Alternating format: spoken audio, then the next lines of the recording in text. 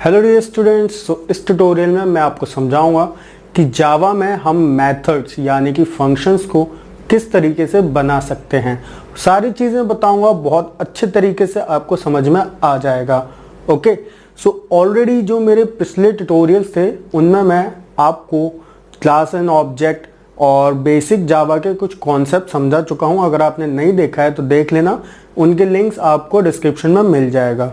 Okay, सो सबसे पहले functions आपको बनाना सीखना है। तो इसमें कैसे स्टार्टिंग होगी, तो public class use fun, USEFUN, मतलब कि मैंने यहाँ पर एक क्लास डिफाइन कर दी। जो आपको ऑलरेडी पता है कि जावा में कुछ भी प्रोग्राम बनाते हैं तो सबसे पहले हम क्लास को डिफाइन करते हैं, क्लास से स्टार्ट करते हैं। तो यूज फन करली ब्रैकेट्स, उसके बाद मेन फंक्शन लिखा, जो आप जानते हो कि मेन फंक्शन लिखना जरूरी होता है क्योंकि उसी से प्रोग्राम का एग्जीक्यूशन स्टार्ट होता है। तो पब्लिक स्टैटिक वॉइड मेन अब स्ट्रिंग ARGS। ओके, सो इतना तो ऑलरेडी मैं प्रीवियसली समझा चुका हूं। अब यहां पर मैंने क्या करा है, इंट A उसकी वैल्यू 8, इंट B उसकी वैल्यू 10, दो मैंने यहां पर वेरिएबल्स लिए हुए हैं।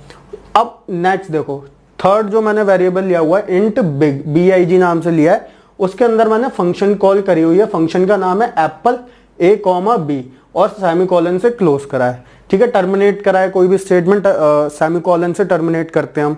ओके, सो अब इसके बाद मैंने यहां पर क्या करा है कि जो वेरिएबल है बिग नाम का, उसमें जो वैल्यू होगी वो प्रिंट करा लिया है। लेकिन जो बिग नाम का वेरिएबल है उसमें कोई वैल्यू तो है नहीं, फंक्शन कॉल हो रही है।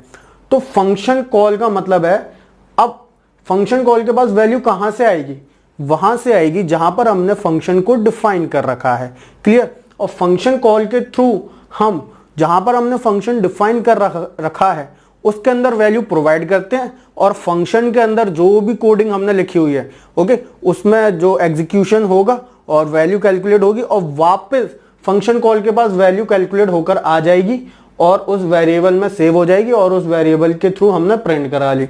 इतना आपको क्लियर हुआ?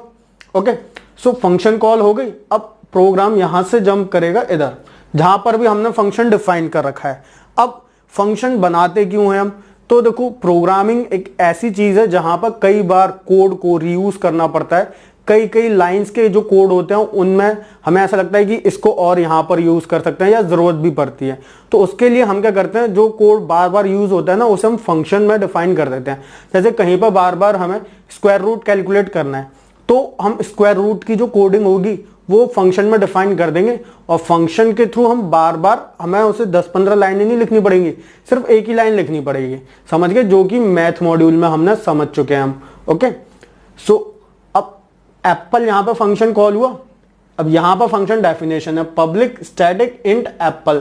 अब देखो पब्लिक स्टैटिक, ठीक है, यहां पर पब्लिक स्टैटिक पब्लिक क्लास, ये एक्सेस स्पेसिफायर यानी कि क्लास एंड ऑब्जेक्ट वाले ट्यूटोरियल में मैंने समझाया था, बहुत अच्छे से समझाया था, लिंक डिस्क्रिप्शन में देख लेना जाके।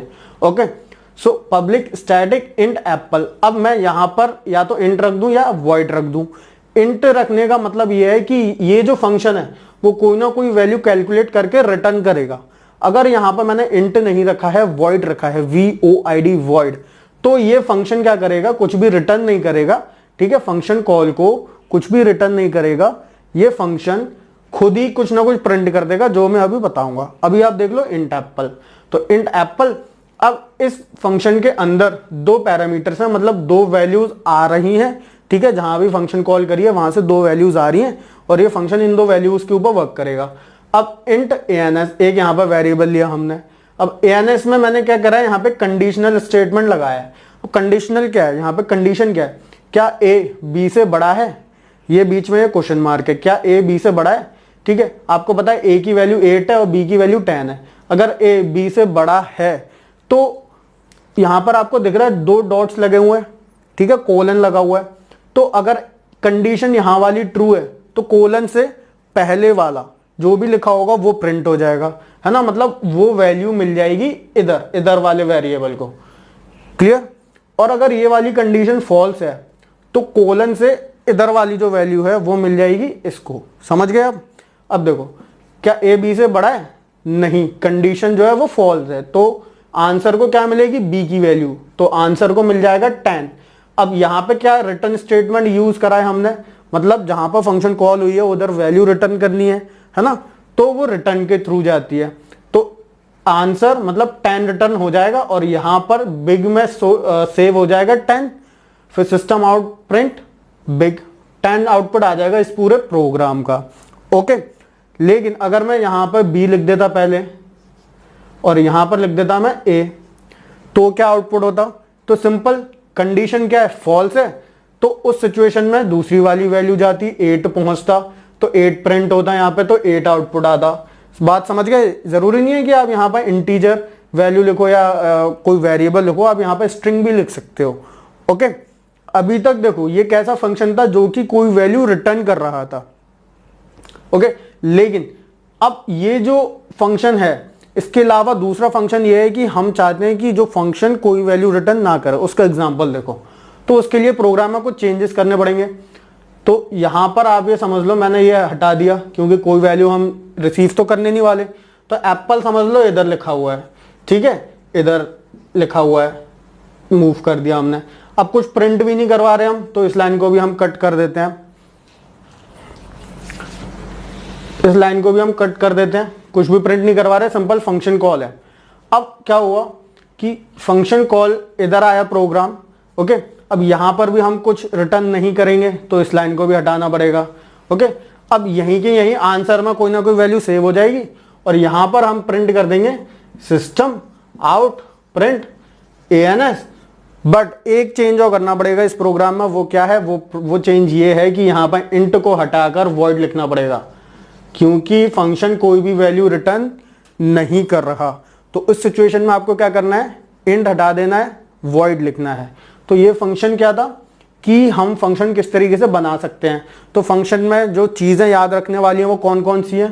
पहला पैरामीटर, मतलब कि फंक्शन कॉल के अंदर कौन सी वैल्यू जा रही है और यहाँ पर कौन सी वैल्यू रिसीव हो रही है। तो यहाँ पर देखो ये भी बताना पड़ता है कि वैल्यू जिस टाइप की रिसीव हो रही है उनका डेटा टाइप क्या है। और आगे आने वाले ट्यूटोरियल्स में हम बहुत अच्छे अच्छे प्रोग्राम सीखेंगे। तो मेक श्योर कि आपने टॉपर जी को सब्सक्राइब करा हुआ है, बेल आइकन भी दबा देना ताकि आगे जो ट्यूटोरियल्स आए उनके नोटिफिकेशंस आपको जरूर मिल जाएं। ओके, सो ये आपको समझ में आया कि डेटा टाइप यहाँ पे हमें बताना पड़ता है, इंट या वॉइड यहाँ पे रखना पड़ता है, फंक्शन कॉल, ओके, और रिटर्न स्टेटमेंट। तो ये सारी चीजें थी हमारे फंक्शन या फिर कहें तो हम मेथड किस तरीके से बनाते हैं जावा में।